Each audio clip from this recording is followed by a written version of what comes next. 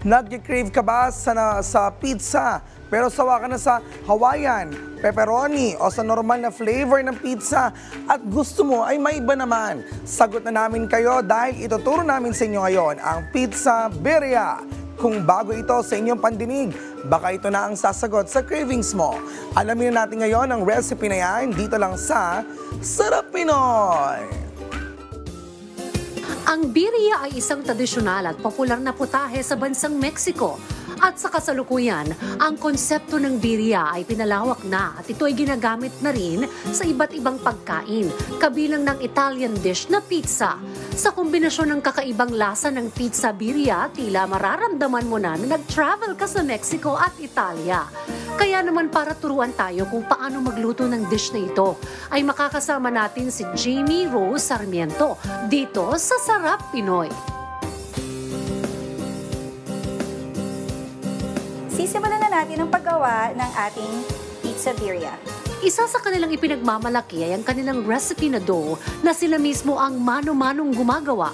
Ilalagay natin ang pizza dough sa samalina para hindi siya magiging madikit. So, ang aming pizza ay hand-stretched. And as you can see, ang aming very skilled na pizza maker na si Ryan, napakadali lang niyang stretch yun. Ang unang ilalagay sa pizza ay yung tomato pizza sauce. Kami rin po ang gumagawa nito in-house.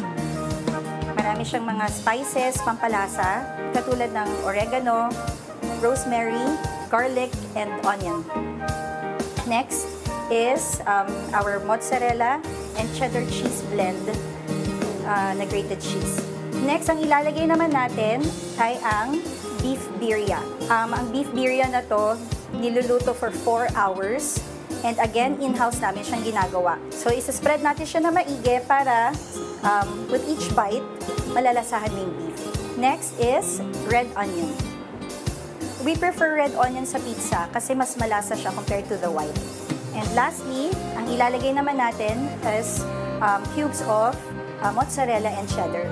Ilalagay namin ng cube cheese para mas makikita mo yung cheese pull pag kinain mo siya.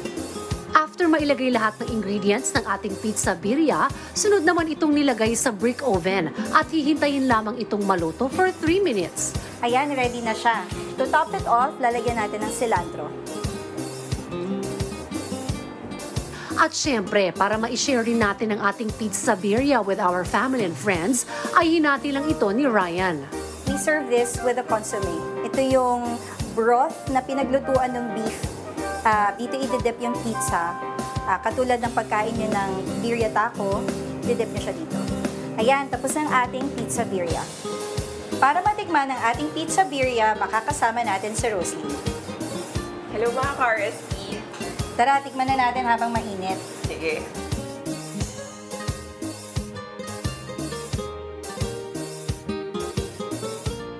Actually, ano siya, para siya talagang tacos. Yung birria tacos talaga na, kasi meron pa siyang consomme. Ang sarap ng consomme. Kung tutusin, pwede ko siyang inumin. Sobrang sarap. Tapos, lasang-lasa mo na birria talaga. Birria talaga yung lasa niya.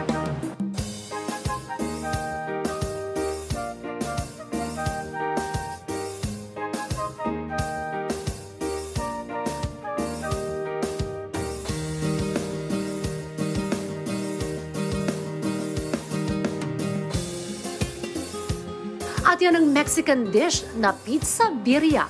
Siguradong kahit picky eater ka ay magugustuhan mo ang malinamnam na dish na ito dahil sa flavorful taste na dala nito.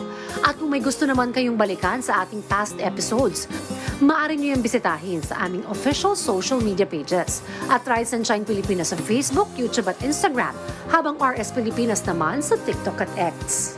At muli, ito ang Sarap Pinoy.